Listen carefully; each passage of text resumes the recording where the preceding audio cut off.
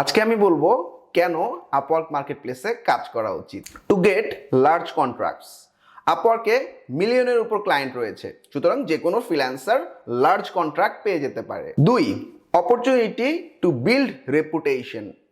আপওয়ার্কে previously করা ক্লায়েন্টের কাজগুলো খুব সুন্দরভাবে প্রোফাইলে রিভিউগুলো শো করা থাকে, যেটা আসলে একটা ফ্রিল্যান্সারের রেপুটেশন তৈরি করে এবং পরবর্তীতে তাকে ক্লায়েন্ট পেতে সাহায্য করে। 3, পেমেন্ট প্রোটেকশন।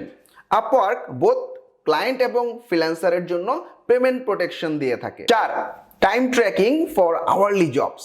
আওয়ারলি জবসের ক্ষেত্রে আপওয়ার্ক বোথ ফ্রিল্যান্সার এবং ক্লায়েন্টদের জন্য চমৎকার সুবিধা নিয়ে আসছে। অর্থাৎ একটা ক্লায়েন্টের যেমন আসলে একটা ফ্রিল্যান্সার কি কি কাজ করলো, কতক্ষণ আসলে অ্যাক্টিভ থাকলো, এই জিনিসটা দেখার সুযোগ রয়েছে। আবার অপোজিট এন্ডে একটা ফ্রিল্যান্সারও আপওয়ার্কের আওয়ারলি জবসে কিন্তু পেমেন্ট প্রোটেকশন ব্যাপারটা থাকছে। 5, ফ্লেক্সিবল এবং ওয়ার্ক লাইফ ব্যালেন্স।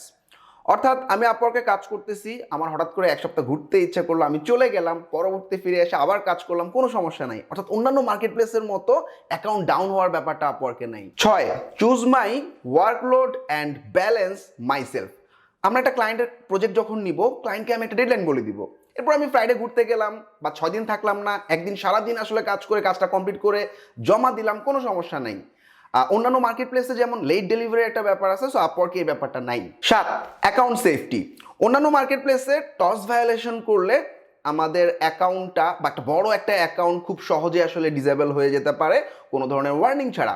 তবে আপওয়ার্কে এই ধরনের টস ভায়োলেশনের কারণে অ্যাকাউন্ট সাসপেন্ড হলে আমরা কাস্টমার সাপোর্টে কথা বলে সঠিক কারণ দর্শিয়ে আমরা কিন্তু অ্যাকাউন্টটা ফেরত নিয়ে আসতে পারি।